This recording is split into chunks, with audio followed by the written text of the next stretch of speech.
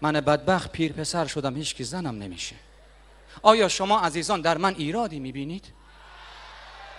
خودت کچلی. من هنوز امیدی بهم هست. روش های جدیدی برای مو اومده.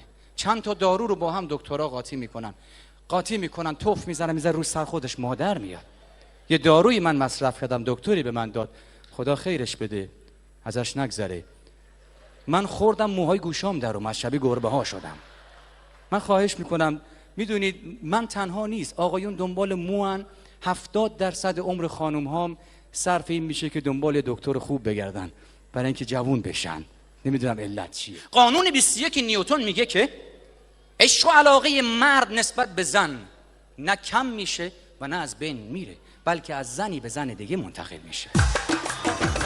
من دلم برای آقایون میسوزه. مردها موجودات بیچاره‌ای هستن. مرد تیپ میزنه، خانومش میگه معلوم نیست با کی قرار داره. تیپ نمیزنه، میگه چقدر شلخته است. نمیگه دوست دارم، میگه چقدر بی احساسه. زیاد میگه دوست دارم، میگه معلوم نیست چه نقشه‌ای تو کلشه. میگه گشنمه، میگه همش به فکر شکمشه. میگه شام نمیخورم، میگه معلوم نیست بیرون با کی چی کوف کرده. نمیخنده، میگه معلوم نیست چه مرگشه. زیاد میخنده، میگه دیوونه است مردی که. چقدر مردا بدبخت بیچارن، چقدر بیچارن با. البته وضعیت دخترها نسبت به پسرها زیادم جالب نیست.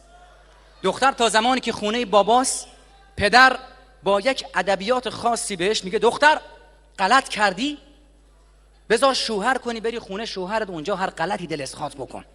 شوهر میکنه، ازدواج میکنه، میره خونه شوهر بهش میگه غلط کردی، فکر کردی اینجا خونه باباته که هر غلطی دلت خواست بکنی؟